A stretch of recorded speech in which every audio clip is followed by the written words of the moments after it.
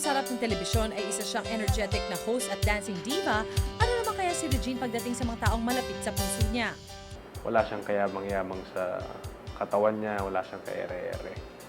Yun ang unang-unang nagustuhan ko sa kanya. Sobrang concern niya sa mga bata, sa lahat ng bagay din. Meron siyang unang na laging ginagamit dyan.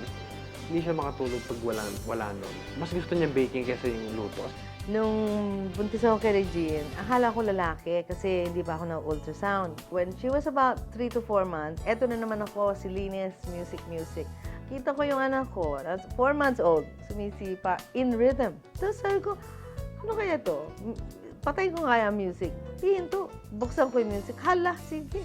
Mga bandang 2 to 3, I would always get mad at her kasi lagi niya sinisira ang damit niya. Hubaran niya yung mga Barbies niya. Igagawa na niya ng mga panibagong damit. Pare-pareho yun. So, isang damit niya sinira niya para magkaroon ng damit yung mga dolls niya. Eh si Mommy Regine, istrikto nga ba? No, not at all. Do not make the walls dirty. Be good girl. Teka, pasaway din bang anak itong si Regine? Oo, pasaway si Regine.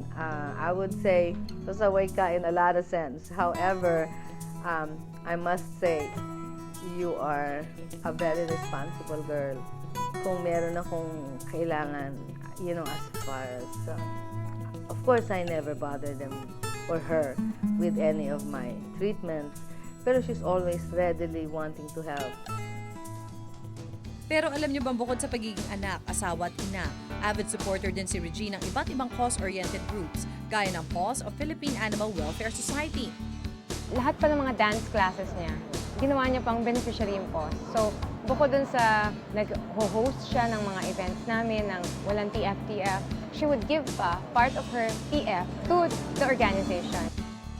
Mula sa pagiging TV host, dance diva, mapagmahal na anak, asawa at ina, talagang saludo kami sa iyo, Miss Regine Tolentino.